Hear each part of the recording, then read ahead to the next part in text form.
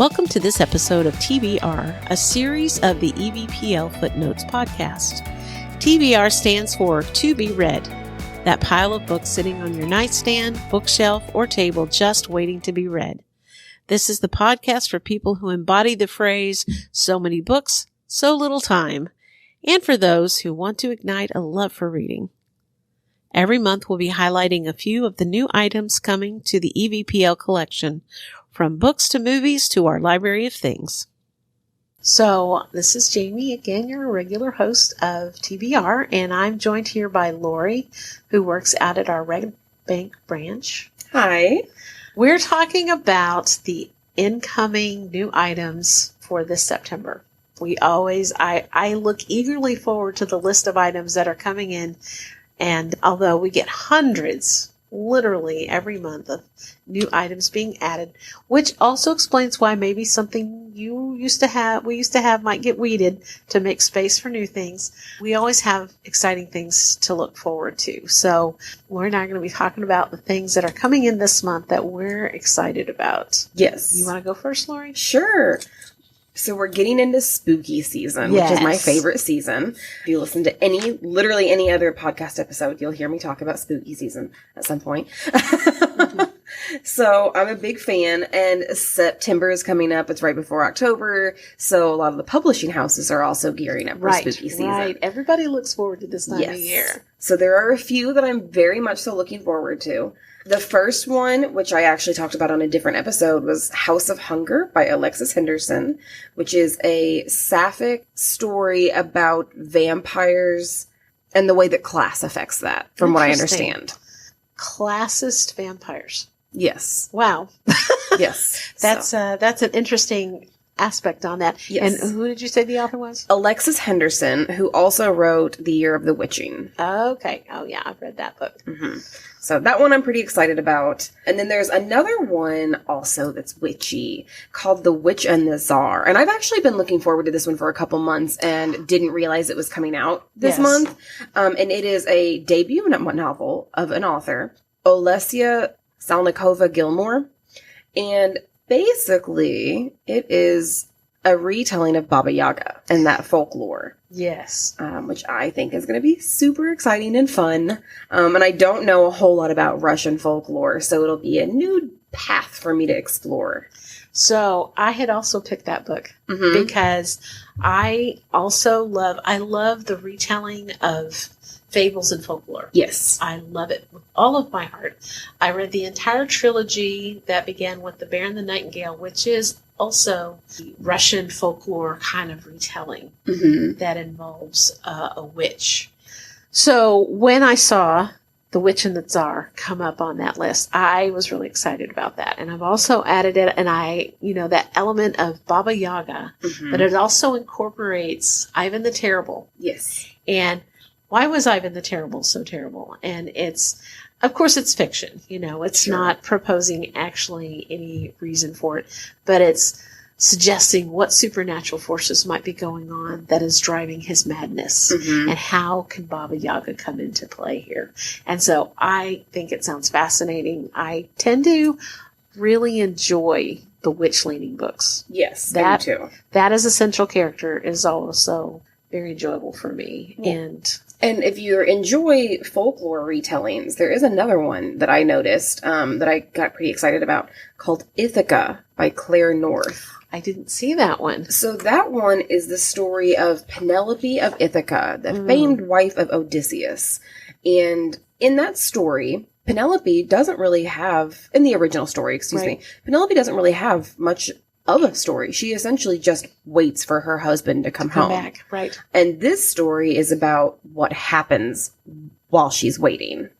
Interesting. So what was going on? Yes. While he was gone for 20 years. Yes. And part of it was that in the original, she had all these suitors coming to her, trying to essentially steal her land from her. Right. And how she would have to keep distracting them and pushing the day off and, oh, well, let me finish this first. And then she would stay up at night and unweave the weaving she had made during the day. Exactly. You know, interestingly, I have a little garden. Well, it's not a little garden. It's a big garden spider on my back porch, which I have left because those garden spiders eat all the nasty bugs. Yep.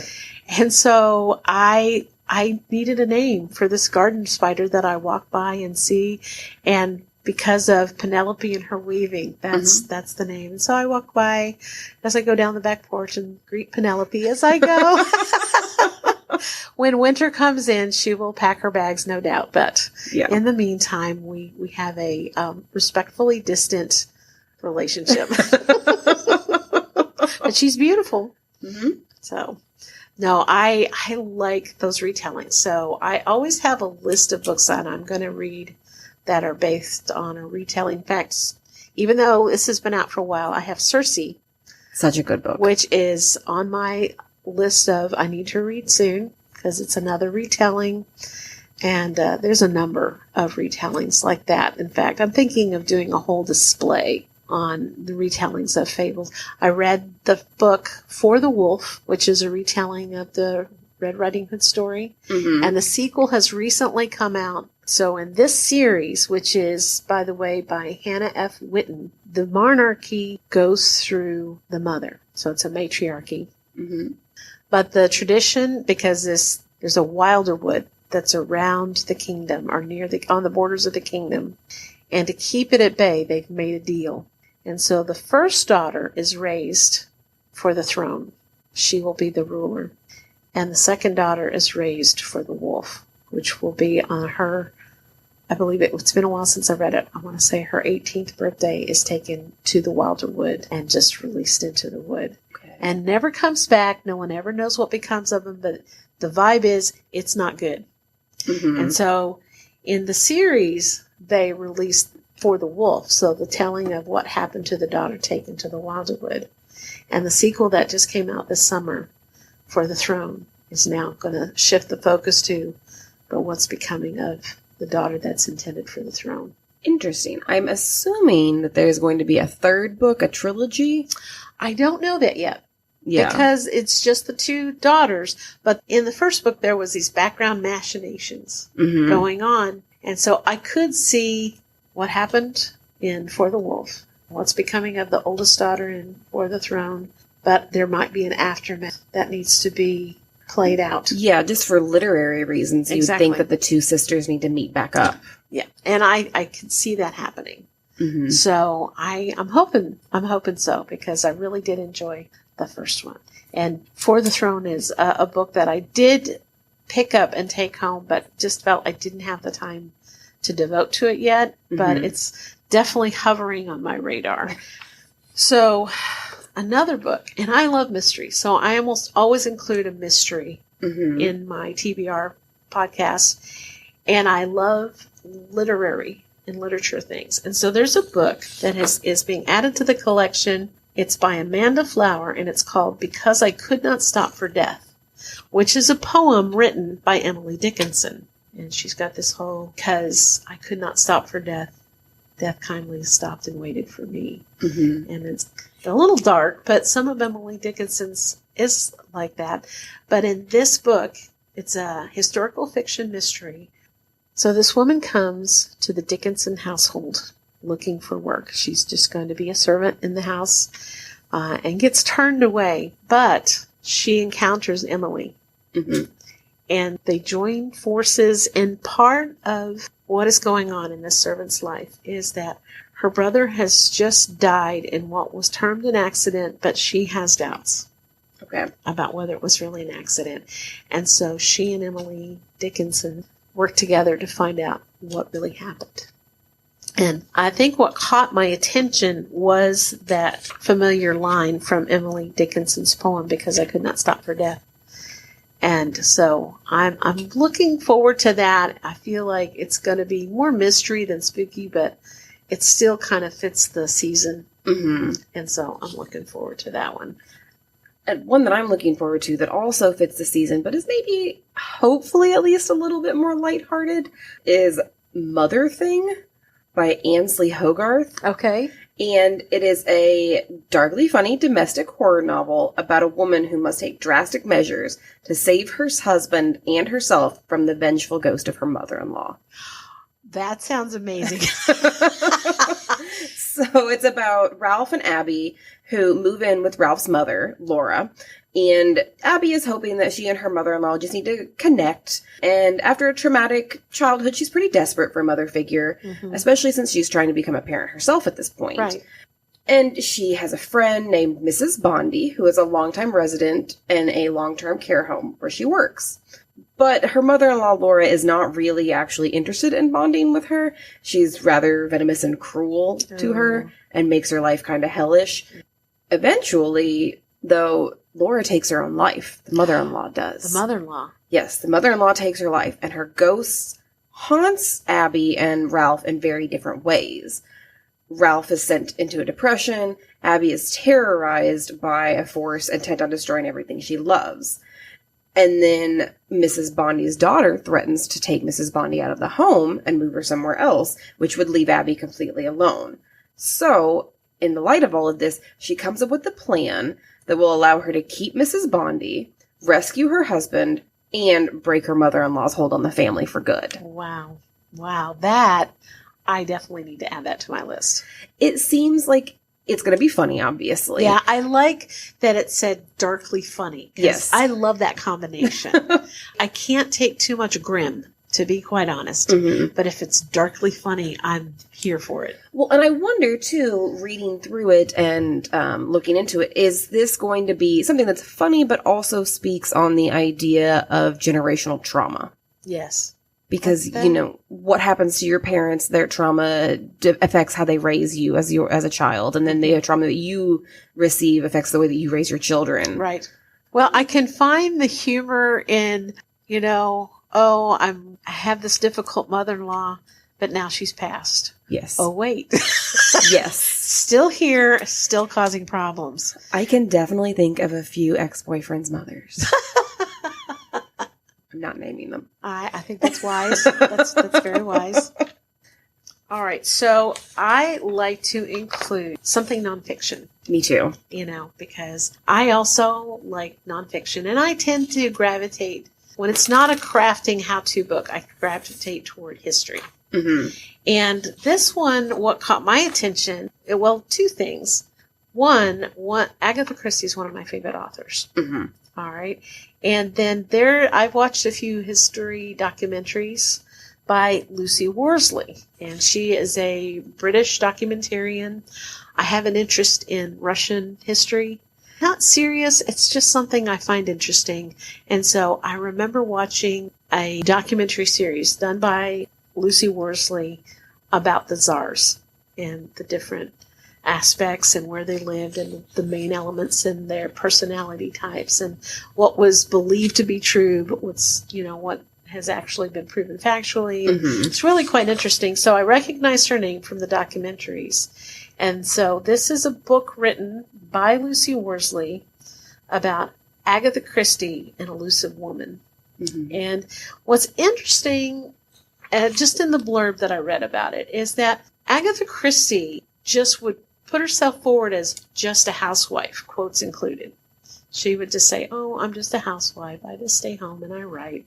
When that was not even true. Besides the fame that she accrued in her lifetime, and even besides that mystery disappearance that went on. I was wondering if you'd bring that up. Yeah, she disappeared for a while. There's been both fiction and nonfiction books written about or in movies done about that missing time period. She did have an unfaithful husband, so was she punishing him by just dropping off the map and taking a break? Did she really have amnesia, as she later claimed?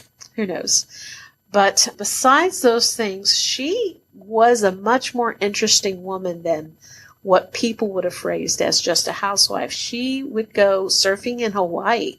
She loved fast cars, and she loved new science for her time period of psychology. In fact, she really dug into the new science of psychology and helped her with her own struggles with mental health. Have you ever watched Miss Fisher's Murder Mysteries? Yes. Okay. I love that series. Because when you're describing Agatha Christie to me, all I can think of is Miss Fisher. I see that connection when you say that, except Miss Fisher never pretended to be traditional at all. Oh, no. And there were just the aspects of surfing in Hawaii and loving fast cars and digging into the new sciences. Never knew that about Agatha Christie. And that she would do those things and yet still refer to herself as just a housewife. I find that puzzling. So I'm really looking forward to see if the book that Lucy Worsley has written will expand upon why she would describe herself in this way. Did she really see herself that way in spite of all of these things? Or was it tongue-in-cheek? Was it tongue-in-cheek? Or was she trying to keep a low profile? Because, there's expectations in society of how a well-bred woman lives. Yes. And so maybe it was her cover story. Maybe she still wanted to do all those things that she did, but she just didn't need the drama of people going, did you really?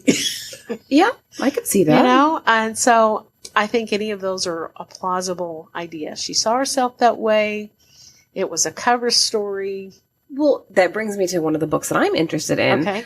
Because you talked about the way that society views well-bred women. Yes. And one book that I'm looking forward to is called Off With Her Head, 3,000 Years of Demonizing Women in Power.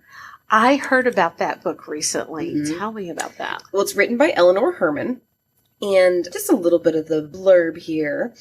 There is a particular kind of rage. Let's call it unadulterated bloodlust. Usually reserved for women, especially women in power. From the ancient world through the European Renaissance up to the most recent U.S. election, the misogynist handbook, as Eleanor Herman calls it, has been wielded to put uppity women in their place. I am looking forward to it for a lot of different reasons. I think that the historical aspect is going to be super interesting and important to know about, but also just the chapter names of some of the books. Okay. So one of the chapter names is called, Why Doesn't She Do Something About Her Hair? The alarming shrillness of her voice. The mysterious unlikability of female candidates. And her overweening ambition. So that's one that I'm really interested in looking forward to because I do think that it's going to cover a very relevant, still, topic. Yes. In a funny way. Because sometimes when I read about these super relevant topics that have been around since the ancient world, I get so ridiculously angry at the fact that we're still sitting dealing with these exact same issues. Yes. That is an ongoing frustration. Yes. But it looks like she is going to have information about Cleopatra, Anne Boleyn, Catherine the Great, Hillary Clinton. So we'll see how that goes. Yeah. Yeah. I feel like I heard that title recently at a conference. And I believe the workshop I was in was called Nonfiction That Reads Like Fiction. Oh, good. Even better. Yes. And so I'm pretty sure that was one of the titles that was mentioned. And I remember it piquing my interest immediately. So I'm really excited we're adding that to collect. Yes. All right. And so that is all of the books because you kind of stole my thunder with Witch and the Tsar, but that's okay because I know you and I like similar kinds of reads. Yes. I still have quite a few actually that that I could talk about real quick. There's another one in the nonfiction section that I think is going to be really interesting called It's Not Me, It's You, Break the Blame Cycle, Relationship Better. And it is by John and Vanessa Kim, and they are dissecting their own relationship, basically, and their past relationships to discover what types of traumas they have picked up along the way, how they carry that into their new relationship, and then how to overcome those traumas to grow together and foster a healthy relationship. And the book is really saying that the truth to a lot of these issues with communication within relationships, the reason why a lot of these relationships break down, is more about yourself than it is your partner. Yes, I can see that. It's more about learning to step outside of your comfort zone and to have realistic expectations and communication and patience with your partner. And I think that's pretty important and interesting, and I like the pop psychology aspect of it all as well. Right. Right. So a new book that is being added, I think this week, is called A Dreadful Splendor by B.R. Myers. So, A Dreadful Splendor is in this spectacularly imaginative and ghoulishly fun gothic murder mystery. So it's got all the elements I like. It's a mystery, but it's also gothic, and it's brimming with romance, betrayals, chills. A fake spiritualist is summoned to hold a seance for a bride who died on the eve before her wedding. But as nefarious secrets are revealed, the line between hoax and haunting blurs. Ooh. So that is one that I've got on my hold list. I'm looking forward to reading it. Just my reading list for spooky season is getting unrealistically long. And that's one of the ones. Next week is Banned Books Week. And so I've, of course, selected a title to read, because that's my tradition is every year in Banned Books Week, I select a title for that. And I'm going to be reading The Satanic Verses by Salman Rushdie. Mm-hmm. It's been on my shelf for a while to read. And with his recent attack, that kind of moved it up the list. I thought, I was debating, what am I going to read this year? Yeah, might as well. And that's the one I chose. Yeah. So that's not new. But it is the one I'm reading. But now I've got this long list of other books that I'm going to be reading as soon as spooky season is truly upon us. Yeah. There's another nonfiction that I don't know if I'm necessarily excited for this particular book so much as that it is The Harbinger, basically. That's a very ominous word. Is that the title or? No. Okay. The title is The Art of Knitting Hats. 30 easy follow page patterns. 30 easy to follow patterns to create your own colorwork masterpieces by Courtney Flynn. Again, I don't know what these patterns are in this book. I may or may not be excited about this book. But that means that it's that time of the year that the publishers are publishing knitting books again. Yes. I actually last night put a whole slew of knitting books on hold because I kind of had a pause in my knitting. I mean, not entirely. When I say pause, it means I was only working on one thing. And so the upsurge has come. And so I have a pair of 2 at a time socks going right now. I've cast on some yarn that I had just recently dyed up to make this. It's called the Not So Warm Coat. And so, because it's structured like a coat, but it's not heavy coat. Yeah. And I had enough yarn and the right kind of dye. Hey. And so I've got that going. And fortunately, even though it's a large project, it's not a complicated one. So it's going to make great TV knitting. I am working on a large, complicated project right now. It's full of cables. It's so pretty. It's so stressful. Well, and I love doing color work. And I've got a cowl that actually tonight I'm going to try to cast on that I'm going to be making that incorporates the color work of the phases of the moon. Ooh. And I also dyed the yarn for that. Nice. So I like that. And so the mojo is here. And so when the mojo comes, the books get it put on hold. Yes. And I think it's interesting because you can tell somebody that doesn't knit is the one that chose the publishing schedule for knitting books. Because if you ask anybody that is a serious knitter that knits year round, they do all their winter projects in the summer so they can wear them in the winter. Yes, that's exactly right. Yeah. I start thinking about, some years I craft almost all the Christmas gifts. And the years that I do that, I start planning those in like March. Yeah. So that I have time to work through the projects. So I'm excited about that one. Getting into nice, comfy season too.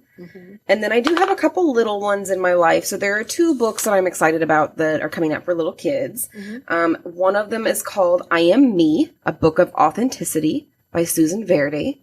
And it is about trying to figure out who you really are and how you conform to the way you think you're supposed to be in this world. And how sometimes when we compare ourselves, we don't feel like we fit in, but then we learn to celebrate our differences. Oh, nice. Yeah. I like that. So I'm excited about that one. And then this one I think is going to be fun to read with the littles. And hopefully maybe even I can learn something from it, called Killer Underwear Invasion.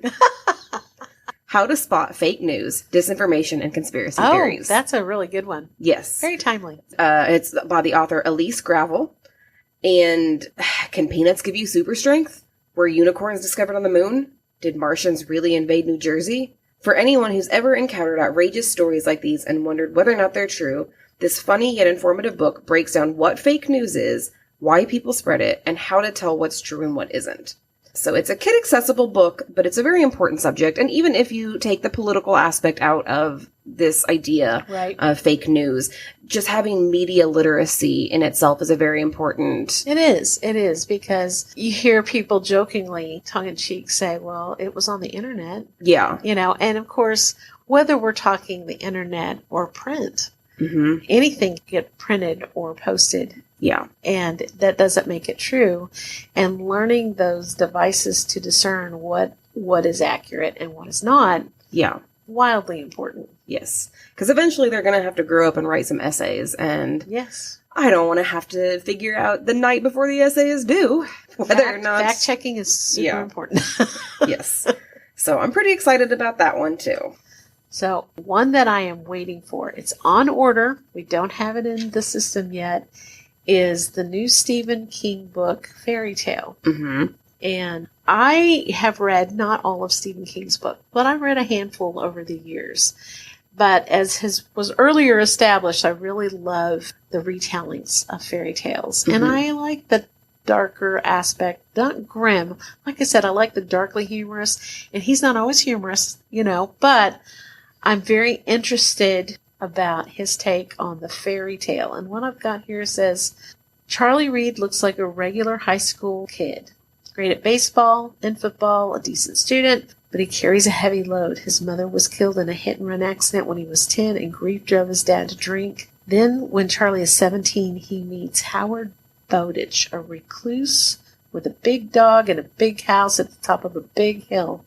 In the backyard is a locked shed from which strange sounds emerge.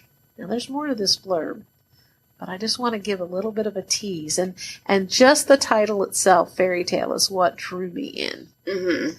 That is one that I actually am interested in. People that know me well know I have a complicated relationship with Stephen King.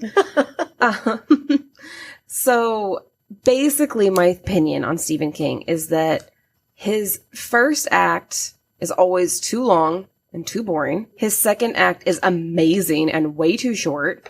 And then his third act doesn't make sense. Oh. That's my opinion. People are going to come for me. That's fine. It's been a minute since I've read any of his books. When I was growing up, I read Carrie, I read The Shining. There's something else. I think I read Christine, I read Cujo. So I've read a number of his books, but it's been a minute.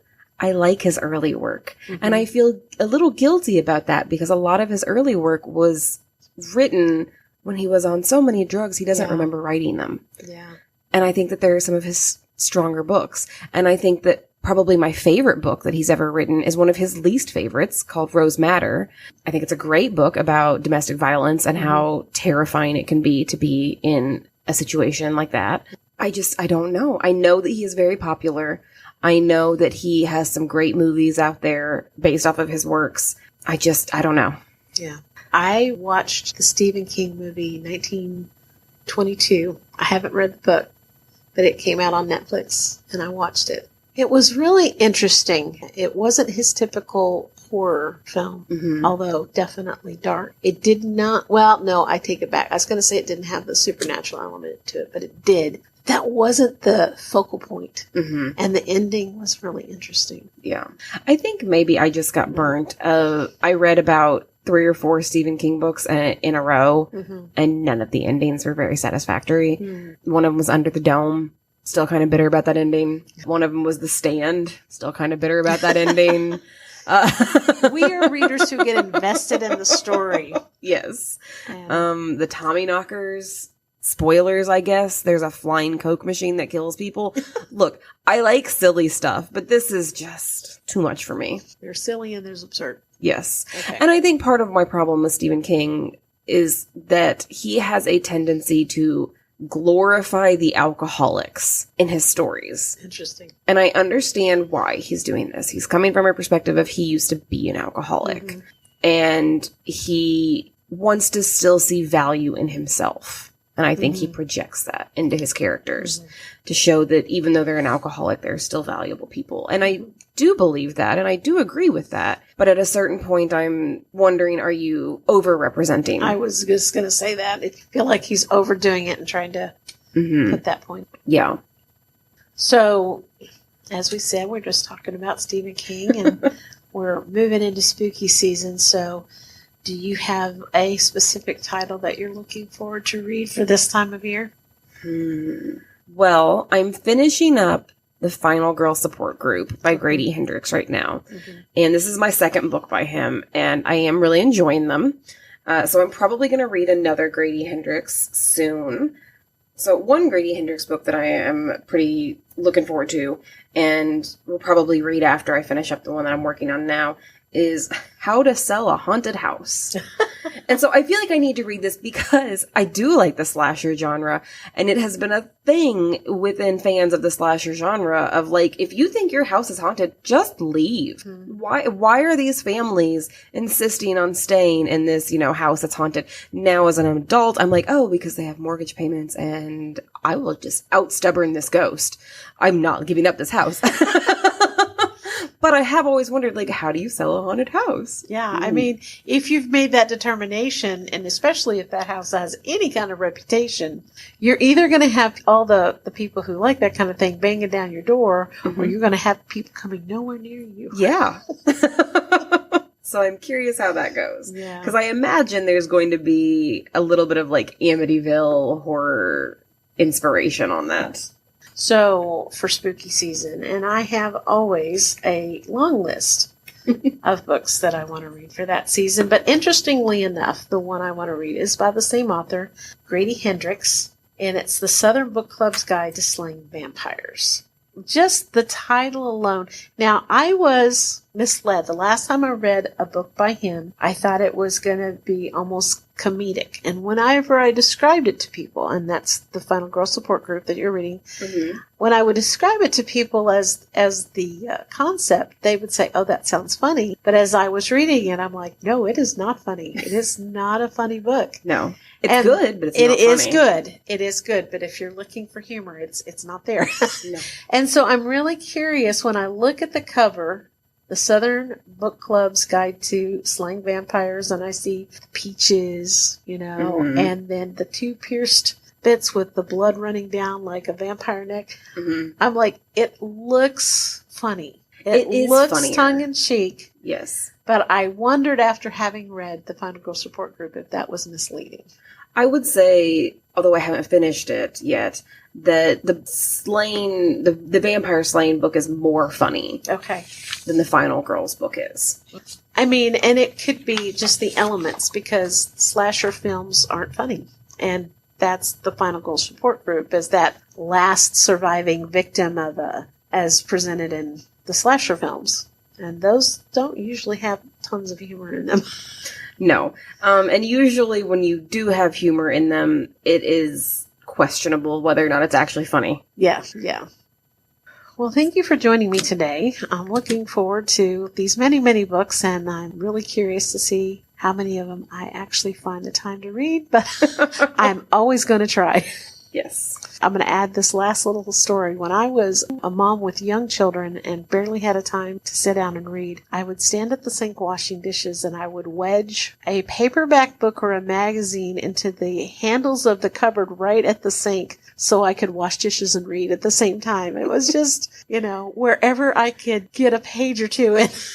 And in spite of the fact that I'm not wrangling small children anymore, it still feels like it's the same challenge. My eyes are bigger than my stomach as far as my reading diet goes.